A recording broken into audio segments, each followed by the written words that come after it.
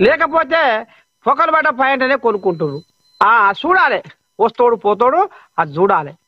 First చూపు ఆడికే పోవాలి, ఆ పొకల మీదకే పోవాలి. ఏమన్నా లజ్జ సిగ్గి ఉందా? మగవాడు అట్నే తయారైండు, ఆడవిల్లు అట్నే తయారవుతుంది. జర్ర మారురి, కట్టు బొట్టు మన సంస్కృతి సాంప్రదాయాన్ని రాబోయే తరాలకు అందించుర్రి. ఇప్పటికే తెలుగు భాషను ఆగం పట్టించుర్రు. అన్నట్టు బాగానే గుర్తు చేసిన. బిగ్ బాస్ షోకు నేను కూడా పోయినా, అది అగ్గి పరీక్షకు పోయినా. పోతే ఆడ నటించాలంటే మరి నటన నాకు రాదా? మీకు తెలియదా? మాటలు నాకు రావా? మీకు తెలియదా?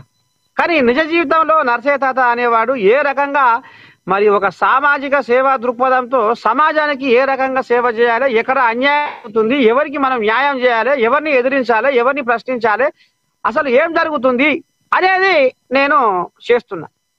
వాస్తవమే కదా? నేను నరసయ్య తాతగా ఇవాళ ఎన్నో కార్యక్రమాల సమస్యలను లేవనెత్తి ఒక పరిష్కార దిశగా తీసుకుపోతున్నా ముంగడికి.